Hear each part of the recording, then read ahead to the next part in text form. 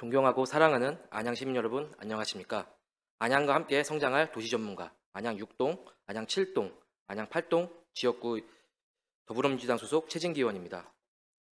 시정질문에 기회를 주신 박준모 의장님을 비롯한 선배, 동료 의원 여러분께 감사드리며 시정질문 답변 작성에 최선을 다해주신 최대호 시장님과 집행기관 공직자 여러분께도 진심으로 감사드립니다. 마지막으로 시민의 알 권리를 위해 애쓰시는 언론인 여러분께 감사드리며 시정질문 시작하겠습니다. 저는 오늘 안양시의 재정 건전성과 도시건설위원회 소관 상하수도 사업소와 도시주택국의 사업에 대해 질의드리고자 합니다. 부시장님 답변석으로 나와주시기 바랍니다.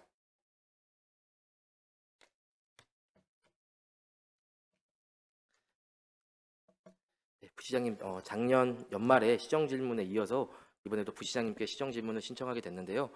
지난번에는 좀 저도 처음이고 부시장님도 처음이라서 조금 긴장했던 게 있었던 것 같은데요. 올해 이번 시정질문도 잘 부탁드리도록 하겠습니다. 성실 답변 드리겠습니다. 네, 알겠습니다.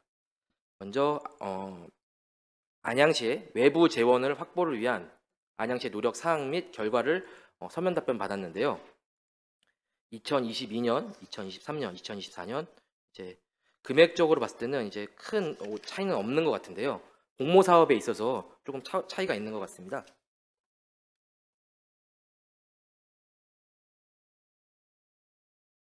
다음 페이지 부탁드리겠습니다.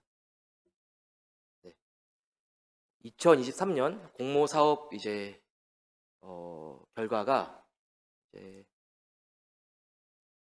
1,250억인가? 1억 1,250억이죠. 이제 2023년 공모 사업. 근데 2024년에는 공모 사업의 개수는 소량 줄었는데 금액이 23년 대비 약 80%가 감소했습니다. 이 사유는 왜 발생하게 된 건가요?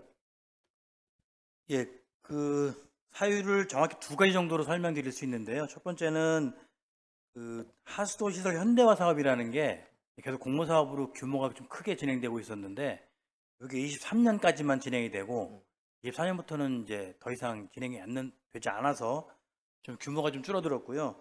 건수의 문제는 저희가 이제 그 공모 사업을 하는데 시비 부담이 좀 많이 부담이 돼서 그 부담률이 좀 적은 것들은 가급적 공모 신청을 자제하는 쪽으로 저희 내부적으로 의사결정을 해서 숫자가 좀 신청 숫자가 줄어들었다 이렇게 말씀드리겠습니다. 그러면은 이제 그 상수도 그 사업의 경우는 예산이 어떻게 되는 거였죠? 예산 차이가 얼마나 나는 거죠? 그 세부적인 내용은 이따가 이제 상하수도 네. 사업소장님 질의 때 네. 질의드리도록 하겠습니다. 그래서 실제로 저희가 이제 자료를 보니까요, 그 시비 부담률이 공모 사업에서 22년에는 한 저기 38% 정도 시비를 부담했었는데 점점 줄어들어서 24년에는 한 27.9% 정도까지로 이렇게 점점 시비 부담이 줄어들고 있는 방향으로 가고 있습니다. 네, 향후에도 이런 공모 사업뿐만 아니라 안양시 외부 재원 확보를 위해서 최선을 다해 주시기를 부탁드리겠습니다. 예, 알겠습니다. 네. 다음은 이제 성립전 예산인데요. 제가 지난 회기 때도 5분 발언을 통해서 성립전 예산을 최소화해야 된다라는 질의를 드렸었는데요. 사실 국비나 도비로 이제 보조금을 받는 경우가 성립전 예산이 왕왕 집행되는 경우가 있는데요. 2022년의 경우는 약 90건, 2023년에도 약 33건, 그리고 2025년 현재도 총 21건의 성립전 예산 사업이 있습니다. 성립전 예산 사업에 대해서 잠깐 설명해 주실 수 있을까요? 예, 성립전 예산이라는 거는 이제 의회의 동의를 얻어야서 예산을 집행해야 되는 그에 대한 극히 예외적인 사유로 법령에 의해서 전액이 교부되는 경우에는 국가나 시도로부터 용도가 지정되고 소요 전액이 교부된 경우 또는 그 재난 구호와 관련해서도 확정 통보되어 그 소요 경비가 교부된 경우는 네, 지방재정법 45조 성립전 네네. 예산을 지금 말씀해 주신 건데요. 네. 본 의원이 성립전 예산에 대해 관심을 갖는 이유는 뭐라고 생각하십니까? 제가 알기로는 이제 전액이 아니라 그 지방비 부담이 있는 경우에도 아마 조금씩 이렇게 성립전 예산으로 활용되는 경우가 있어서 그거에 대한 질의를 하신 게 아닌가라고 네. 생각이 됩니다. 하여튼 제가 이제 성립전 예산에 궁금증을 갖게 된 이유는 성립전 예산으로 집행이 되고 나면은 사후 의결이라는 방식을 거치는데 이 과정이 의회의 권한을 축소시킬 여지가 있다라는 식으로 지난 5분 발언을 했었는데요. 방금 부시장님께서 말씀해 주셨던 부분도 지금 안양시에서 성립전 예산을 올바르게 집행되고 있지 않다라는 방증이라고 할 수 있는데요. 지금 제가 아까 말씀드렸던 2022년부터 2024년까지 2025년까지 성립전 예산 중에서 소요 예산 전액이 교부되지 않았음에도 불구하고 성립전 예산으로 편성 집행되고 사후 승인된 것들입니다. 사실 의원님들께서 이 세부 사업 하나하나를 다 확인하실 수 없고 그리고 이게 소요 예산 전액인지 당연히 전액이니까 갖고 왔을 거라고 생각이 들지만 2022년에 4건, 2023년에 9건, 2024년에 9건, 2025년 올해에도 한 건의 사업이 소요 경비가 전액이 교부되지 않은 상태로 성립전 예산으로 집행되었습니다. 그 중에서 2023년 2월 그리고 2023년 4월 사업의 같은 경우는 단순 프로그램 운영비 그리고 원활한 사업 추진을 위해서 성립전 예산을 써야 된다라는 부서의 설명 자료가 있었습니다. 이 부분을 봤을 때는 아까 말씀 주신 예외적으로 소요 경비가 전액으로 교부된 사업에 있어서 예외적으로 편성했다라고 보기에는 어려움이 있는 것 같은데요. 부시장님 생각은 어떠신지 여쭙고 싶습니다. 예, 일단 이제 지방비 부담이 되는 부분인데 사전에 의회와 소통하지 않고 집행했다면 이건 좀 이제 개선을 해야 될 필요가 있다고 생각하고요. 다만 이거 저희가 이제 전혀 근거 없이 하는 건 아니라 행안부나 경기도로부터 이제 월별이나 분기별로 교부가 구분되어 있고 국고 보조 재원만으로도 집행이 가능한 경우는 좀 사전에 의회와 대화를 해서 집행해라라는 공문도 있어서 여러 가지 종합적으로 판단해서 이제 그렇게 됐고요. 전체적으로 2024년만 해도 이제 국도비 사업이 한 760건 정도 되는데 지금 의원님께서 이제 2024년에 9건을 이제 저희가 성립전으로 예산 집행했습니다. 물론 이제 일부긴 하지만 그럼에도 불구하고 이거는 좀 더 소통을 열심히 하도록 노력하겠습니다. 네. 소요 예산이 전액이 교부되었음에도 불구하고 부적절한 사업의 예시가 있어서 하나 말씀드리겠습니다. 동안보건소 환경 개선 사업이 성립전 예산으로 집행되었는데요. 이 동안보건소 이제 환경 개선 사업이 그렇게 시급하거나 꼭 올해 안에 예산 편성 전에 사업이 집행되어야 되는가에 대한 궁금증이 생깁니다. 그래서 이런 성립전 예산 사업에 대해서는 최소화해 주시기를 당부드리겠습니다. 네, 다음은 공기업 특별회계가 안양시 재정 건전성에 미치는 영향인데요. 이거는 상하수도 사업소 뒤에 질의가 있으니까 짧게 질의 드리도록 하겠습니다. 공기업 특별회계가 안양시 일반 회계에 어떤 영향을 미칠 수 있다고 생각하시나요?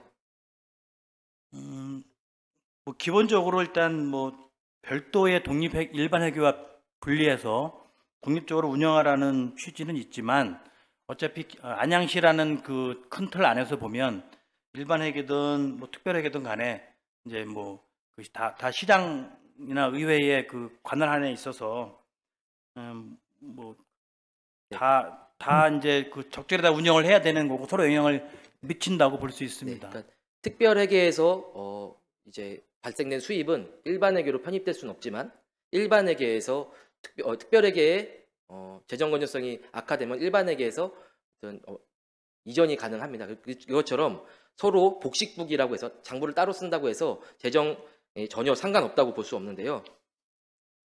네, 제가 이제 상수도 하수도 요금 인상 2024년과 25년에 각각 있었는데요. 안양시에서 특별회계를 통해서 예산을 직접 이제 수입으로 잡는데 특조금 사업 중에 일부가 이제 특별회계 사업으로 선정된 경우가 있습니다. 이런 경우 같은 경우는 이런 경우에는 일반 회계에서 특조금을 상대적으로 지원해야 되는 거 아니냐, 그리고 직접 이제 수입 사업을 하는 특별회계 같은 경우는 이런 특조금 선정에 있어서 최우선 순위가 아니어도 되는 거 아닌가라는 생각이 드는데요. 부시장님 생각 어떠신가요?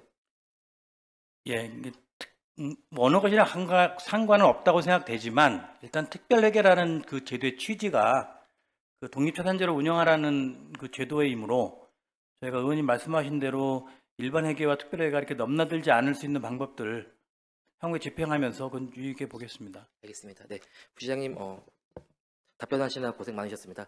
좌석으로 돌아가셔도 좋습니다.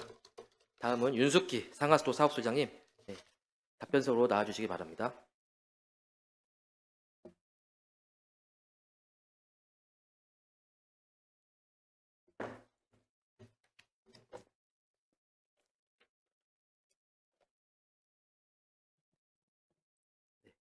어,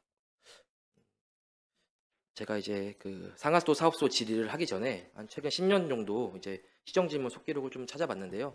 상하수도 사업소에서 시정지문한 거는 제가 알기로는 최근 10년 동안 없었던 것 같은데요.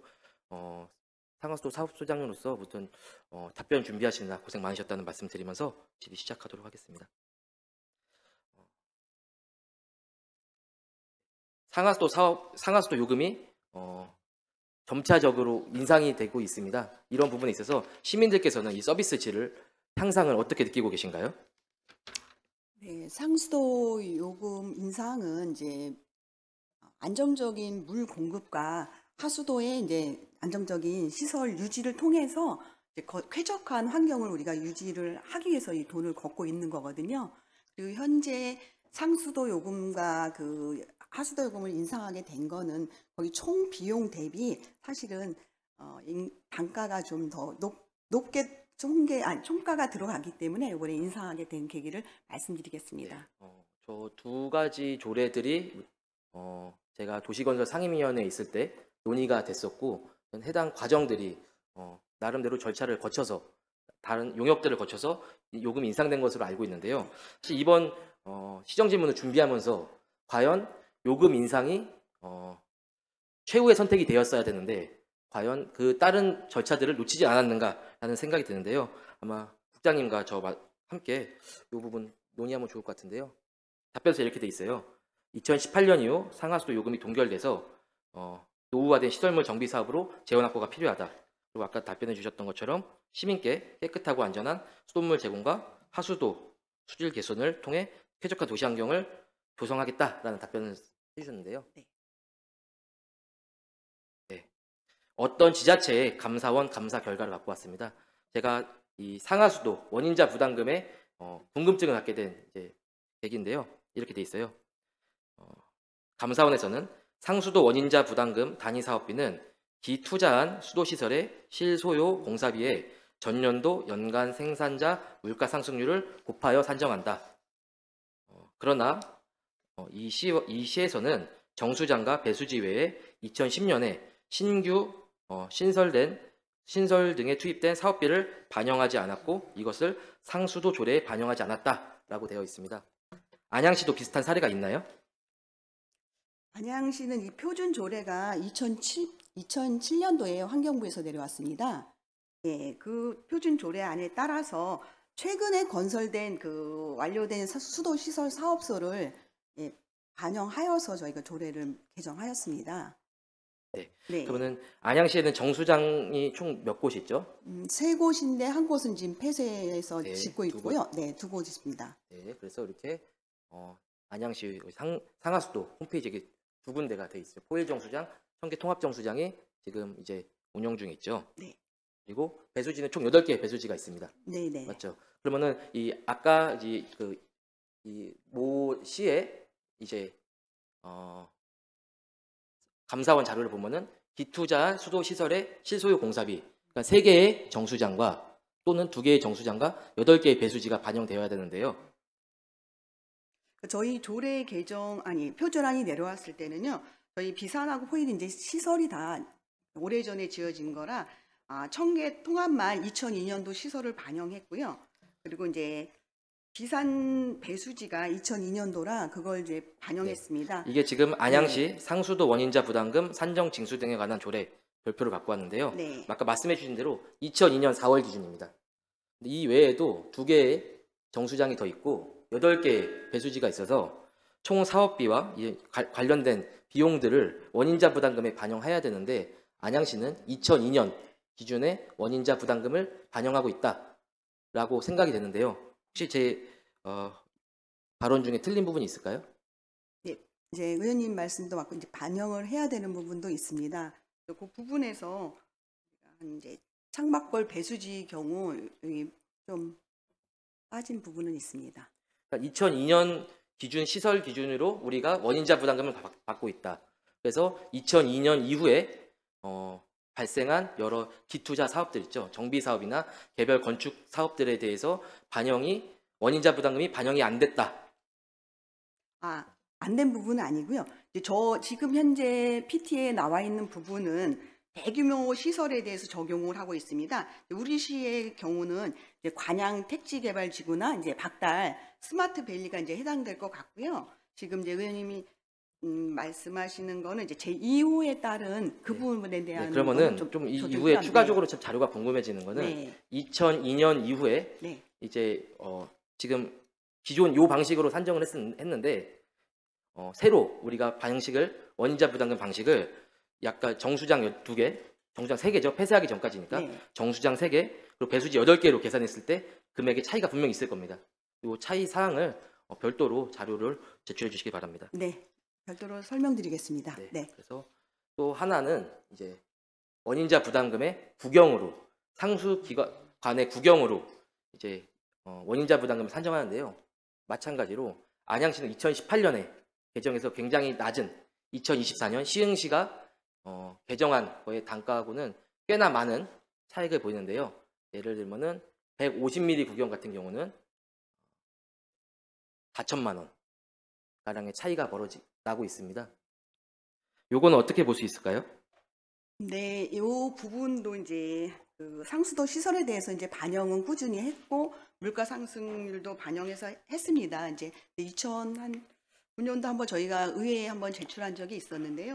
저희가 한 268%로 인상해서 한번 올렸었는데 조례 개정을 이제 아마 부담이 너무 크다 해서 이 그때 부담을 180% 요금 인상의 네. 현실화율에 대한 부담을 네. 시민분들께 요금 인상으로 지우는 것이 맞는가? 원인자 부담금을 현실화해서 대규모 개발 사업을 통해서 우리가 얻을 수 있는 현실화율을 얻는 것이 우선인가에 대한 가치 판단의 고민인 것 같아요. 네, 그건 더 고민을 해서 이번에 이제 반영을 사실 하겠습니다. 네. 상수하수도 요금을 올리기 전에 이런 것들이 사전에 현실화가 됐었어야 된다. 우리는 시민들께 부담을 지우는 가장 쉬운 방식을 선택한 결과라고 생각하고 있는데요.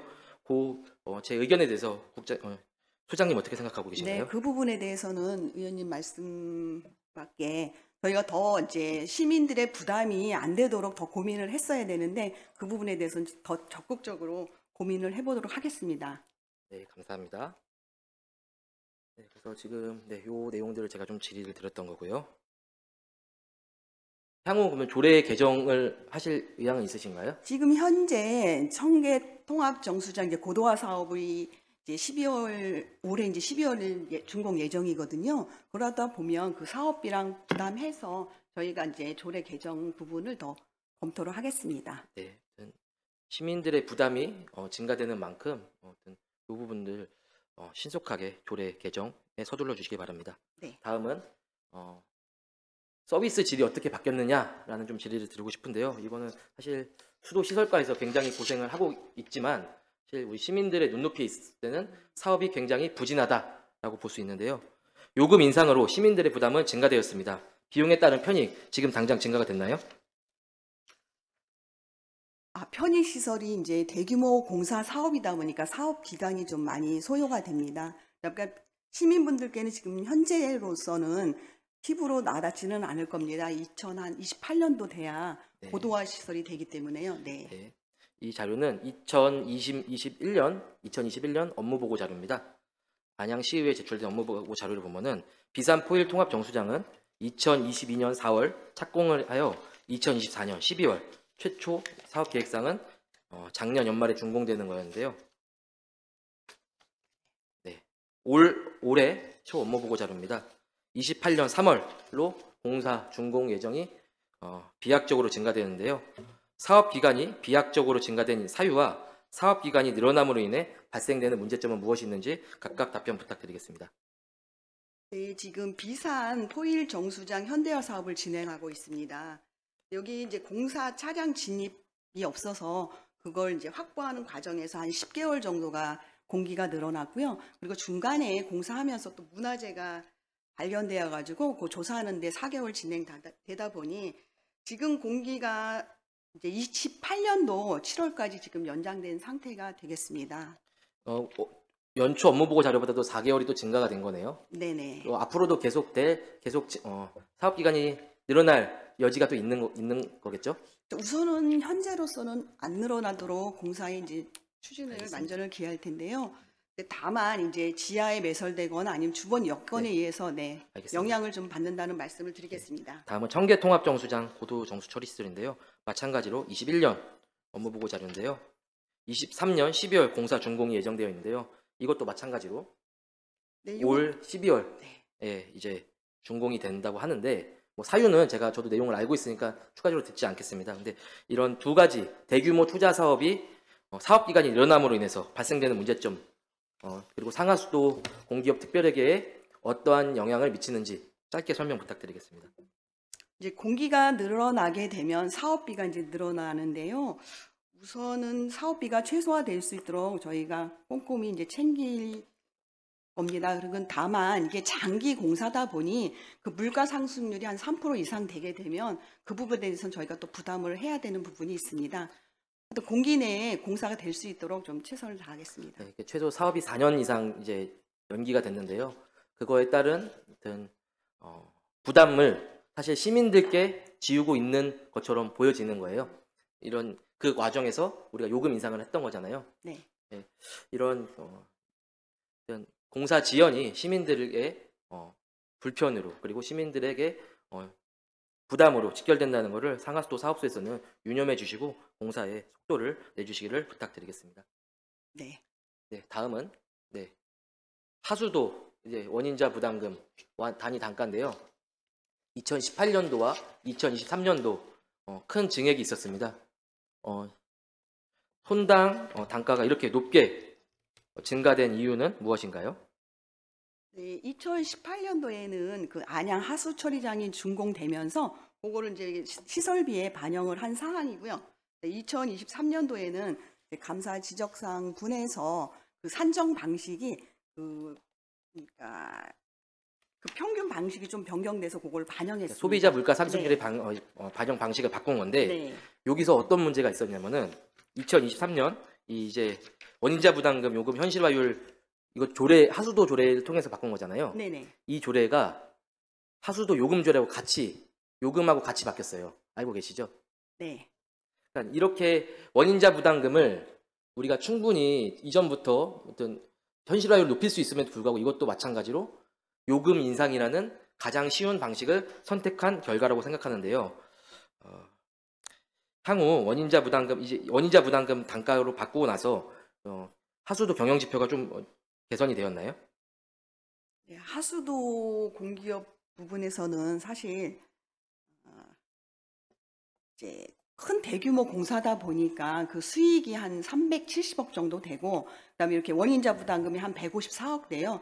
한 연간 들어가는 돈은 한 1,000억 정도 되거든요. 그러다 보니까 사실은 국도비나 이런 비용을 또 더 많이 우리가 가져야 될 형편입니다. 하여튼 하수도 특별회계의 규모상 154억이라는 금액이 크지 않을 수는 있지만 하여튼 이 모두 다 안양 시민들의 세금이고 안양 시민들의 요금으로 인해서 어떤 사업이 진행되고 있습니다. 하수도 같은 경우는 제가 일일이 사업을 다 말씀드릴 수는 없지만 이런 장기 사업들 그리고 규모가 큰 사업들에 있어서 어떤 사업 집행에 있어서 철저를 기해 주시기를 당부드리겠습니다. 네. 알겠습니다. 네, 윤숙희 상하수도 사업소장님 고생 많으셨습니다. 네, 좌석으로 돌아가셔도 좋습니다. 네, 다음은 도시주택국장님 답변서로 나와주시기 바랍니다.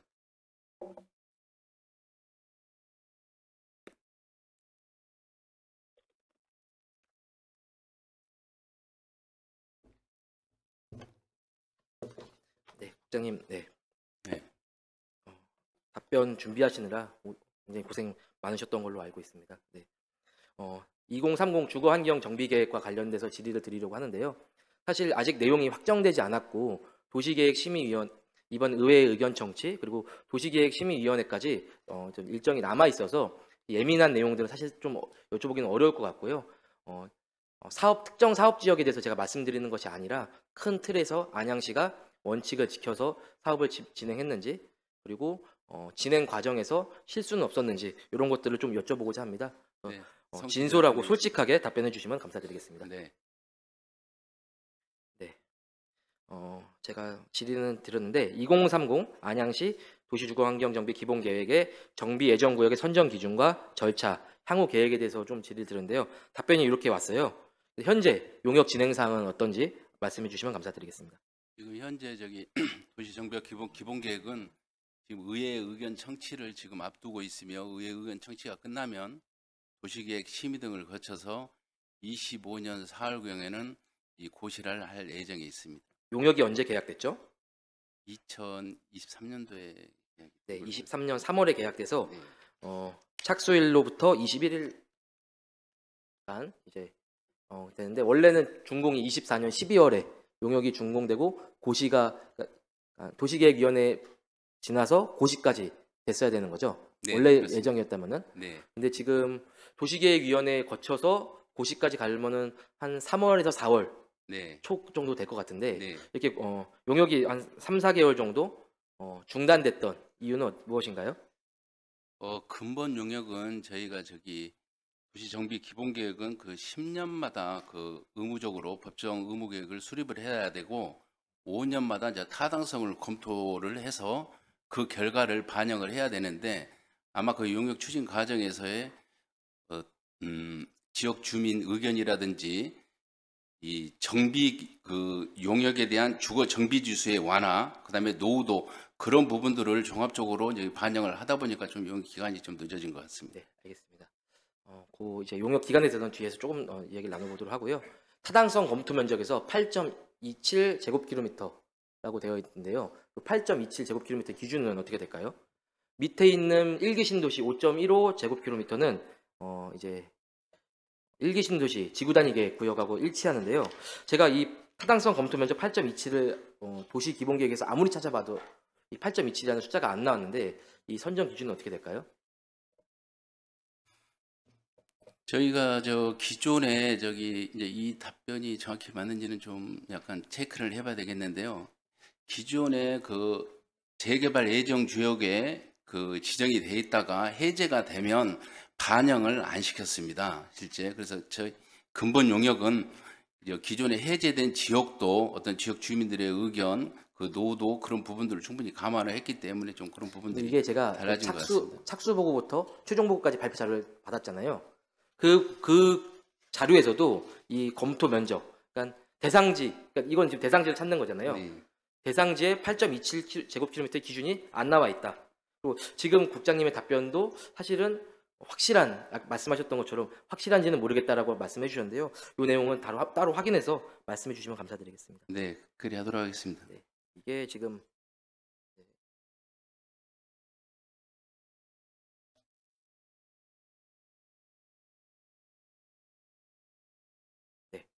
이게 중간 보고 자료인데요. 지역을 좀 숨기고자 하여튼 특정 지역과 면적은 좀 가렸습니다. 이 비고 내용을 보면은 이제 민원들이 많이 발생을 했어요. 한 3개 지역, 15개 중에 3개 지역을 제외하고는 민원들, 많게는 다수인 민원도 있고 전화 민원 1건 이런 것들도 있는데요. 이런 민원들이 중간 보고 이후 최종 보고에 영향을 미쳤나요? 그런 민원들이 이제 대부분이 그 민원을 개별 세부적으로 찾아다 보면 기존에 저희들이 간악대로 이런 활성화 반환 용역이 있었는데 그 용역과 관련해서 이제 재정비 촉진 지구의 지역 주민들의 갈등 부분이 있어가지고 재척으로 그 부분이 포함이 됐던 걸 말씀드리고요. 그리고 또 노후도가 기준이 좀 완화돼서 그 부분이 좀 반영이 됐던 내용도 있고, 그리고 기존에 간선도로에 대한 어떤 개념이 좀 부족해가지고 지구 단위 계획에서 주간선 도로를 간선 보조를 확대를 해서 좀 반영 안 된 부분이 있습니다. 그렇지만 이제 대부분이 어떤 그 정비 구역에 대한 개발 밀도라든지 정비 시설 기준, 유형별 기준의 어떤 틀을 기본적인 원칙 틀을 벗어나지는 않았습니다. 네, 중간 보고와 최종 보고의 차이가 꽤 크다고 보여지는데요. 그럼 이제 방금 말씀해 주셨던 내용들로 인해서 최종 보고 때는 선정된 지역들의 변화가 있다라고 볼 수 있는 거죠. 네, 그렇습니다. 그렇다면은 중간 보고에서 이제 나름대로 원칙을 갖고 했었는데 중간 보고가 사실상 수정될 부분들이 많았다라고 봐도 되는 거네요. 이제 중간 부분에서는 이제 통합과 분리 이제 그런 부분도 있고요. 저기 기존에 그 같은 블록으로 돼 있었는데 이제 일부 필지가 이제 지구 단위에 편입되다 보니까 그런 재척 사유로 인해서 또 저기 재개발 구역으로 이제 들어간 부분들이 있습니다. 제가 걱정하는 부분은 민원인에 의해서 민원에 의해서 없던 지역이 새로 생기거나 아니면은 요청에 의해서 쪼개지거나 붙여지거나 특정 지역이 재척되거나 편입되거나 하는 어떤 원칙과는 벗어난 행정이 있으면 안 된다라고 생각하는데 그런 부분들은 전혀 없다고 볼 수 있는 거죠. 네, 그렇습니다. 네, 확인해 주셔서 감사합니다. 다음은 우리 도시기본계획. 사실 이 2030 주거환경 정비 기본계획이 사실 새로 무언가를 만드는 것이 아니라 이 도시기본계획상 2단계, 3단계, 4단계 지역이 있고 이 도시기본계획상에 있는 지역들을 중에서 선정을 해서 그리고 그거에 대한 논리나 타당성, 사업성 등을 확정하는 방식이 이제 주거환경 정비 기본계획이라고 생각하는데요. 도시기본계획과 주거환경 정비계획 일치해야겠죠. 저기 이제 우리 이제 도시 기본 계획은 어떤 우리 시의 장기적인 발전 방향을 제시하는 최상의 공간 계획입니다. 그래서 이 지금 도정법에 의한 하위 계획은 이 각종 계획의 상위 계획에 계획을 따르게 되어 있다. 네, 정합성을 지켜서 계획을 수립을 한 겁니다. 그래서 지금 요 내용이 이제 지금 선정 예정 지역이라고 보면 되는 거죠. 네. 이거는 뭐 시민들께 지금 공개된 자료니까 네, 갖고 왔는데요. 요 두 개가 일치한다고 볼 수 있을까요? 저희들이 지금 준생활권이 4개 권역이 있는데요. 이제 4개 권역에 맞춰서 생활권에서는 이제 일치한다고 보고 있습니다. 여기 보면은 이제 요 각각 조각들이 나름대로 우편번호 하나의 우편번호, 그러니까 하나의 생활권을 갖고 있는 거예요. 그러니까 말씀하셨던 소생활권, 중생활권, 뭐 박달생활권, 뭐 안양생활권 이런 생활권과는 별개로 이게 각각 2단계, 3단계, 4단계 사업으로 해서 이렇게 구분을 지어놨는데요. 갑자기 4단계 사업이 먼저 된다거나 2단계 사업이 후순위로 밀린다거나 하면은 도시기본계획의 정합성에 어긋난다라고 볼 수 있지 않을까요? 저희가 계획을 수립할 때 도시 기본 계획의 정합성을 지키기 위해서 그런 부분들은 충분히 검토를 했으나 지금은 혹시 이제 그런 부분이 차이가 있으면 다시 한번 이제 최종 보고가 있는데 최종 보고까지 했는데 차이가 있으면 안 되는 거죠. 네. 네, 그래서 제가 이거를 얹혀봤어요, 두 개를. 그래서 어떤 지역이 비껴나가는 지역이 있는 걸로 보여요. 저는 이제 이 두 개의 지도를 합쳐서 이제 요거를 얹힌 건데 이 부분에 대해서는 부서에서 한 번 더 확인해 주셔서 제가 만든 자료가 틀릴 수도 있는 거니까요. 이 부분 한번 확인해 주시면 감사드리겠습니다. 네. 중간 보고 때 11개소가 지정되는데 최종 보고 때 재개발 가능 지역이 14개소로 늘어났습니다. 그래서 제가 사전에 질의드렸던 것이 공무원 1인당 정비 사업이 지금 3개소씩 있고 인근 지자체도 비슷한 규모인데 지금과 같이 지정이 될 경우 공무원 1명당 5개의 이상의 정비구역을 담당하게 된다라고 생각이 드는데요. 안양시가 우리가 지금 할 수 있는 범위 이상의 것을 지정한 것 아닌가라는 생각이 드는데요. 국장님 생각 어떠신가요?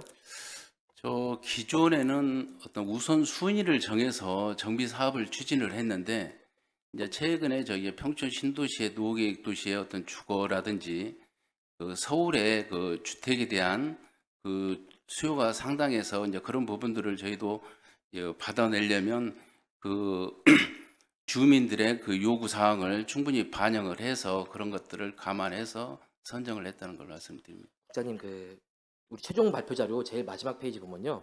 우선순위가 있어요. 안양시에 자체적으로. 알고 계세요? 우선순위는 저희가 지금 주지는 않고 주민들이 정비 계획을 그러니까 저는 이제 그 내부 자료를 봤으니까 말씀을 드리는 거예요.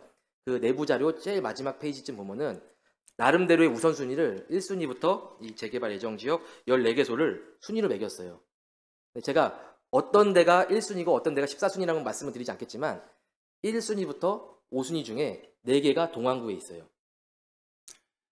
지금 순위는 저희들이 정하지 않고요. 저기 그러면은 실제 저 지역 주민들의 어떤 추진 의지라든지 그런 부분을 반영을 해가지고 저희들이 국장님, 근데 추진을 여기서 지금 해드리겠습니다. 우선순위가 없다고 말씀하셨는데 그렇게 말씀하시면 저는 그 우선순위를 공개할 수밖에 없는 거예요.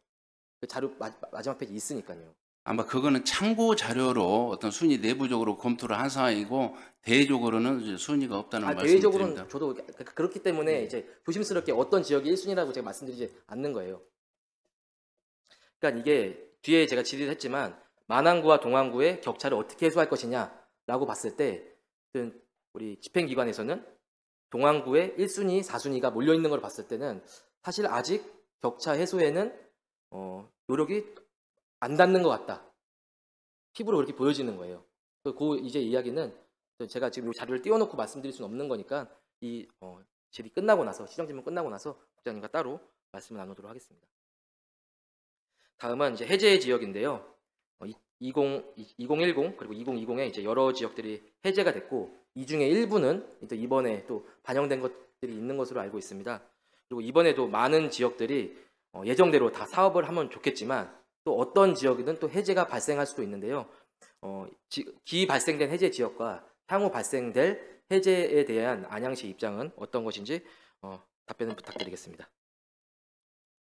저희가 이제 기존에 이제 해제된 지역도 기반시설의 어떤 노후라든지 기반시설 부족 그런 부분들에 있어서 주거 환경을 개선하는 이제 그런 부분을 했었는데 대부분 이제 지역 주민들의 어떤 갈등이라든지 참여 의지가 부족해서 불가피하게 어떤 일몰에 적용이 된다든지 지역 주민들의 요구에 의해서 해제된 지역이 대부분입니다. 그래서 기존에 이번에도 이제 기본계획을 수립을 하면서 당초 그 해제된 지역은 저희들이 반영에 대한 검토를 하지 않았었는데 이제 근본에는 그런 부분들을 충분히 감안을 해서 한 5개 구역을 추가로 반영을 했던 내용이고요. 앞으로 이제 이런 부분들을 저희들이 이제 지역 주민들하고 충분히 소통을 해서 잘 추진을 하도록 하겠습니다. 우리가 이제 구역 선정에 있어서 구역계를 어떻게 선정하느냐, 필지 정형화를 하느냐, 아니면은 이제 상록지구의 뭐 아파트처럼 이런 지역을 어떻게 선정하느냐에 따라서 갈등이 발생될 소지가 분명히 있다고 생각합니다. 그래서 끝까지 이런 갈등 관리에 있어서 부서에서 충분히 노력해 주시길 부탁드리겠습니다. 네. 다음은 이제 아까 이제 지역 내 균형 발전을 위한 담당 부서 역할과 과제를 좀 질의드렸었는데요.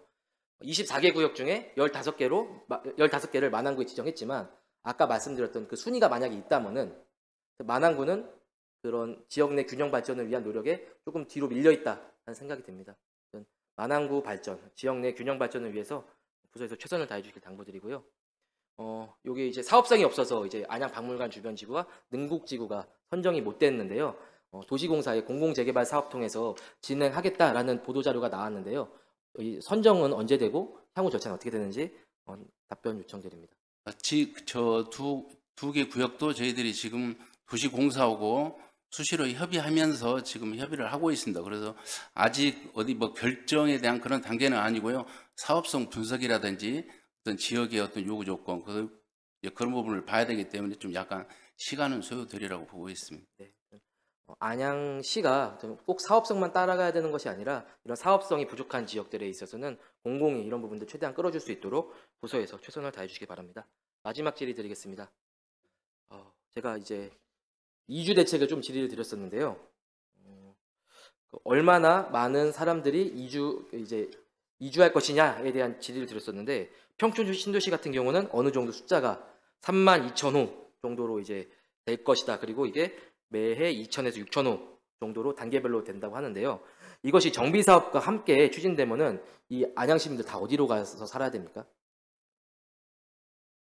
저희가 국토교통부하고 어떤 영향 분석 결과 실제 관내 이제 재개발 재건축 그 공급은 한 24,000호 그리고 이제 관내에 한 47,000호 그래가지고 어떤 수요와 어떤 공급에 대해서는 충분하다 이제 그렇게 보고 있습니다. 그래서 다만 재개발 지역이 그 지역 주민들의 입안 단계에서 이제 일시적으로 이렇게 입안이 되면 저희들이 좀 그런 부분들은 내부적으로 좀 고민을 해서 정리를 안양시에 그런 가용 면적이 있으면은 내부적으로 고민해서 해결할 수 있지만 사실상 가용 부지가 없는 상태에서 이주 대책을 세우는 거는 엄청 어려운 부분이라고 생각하고 있습니다.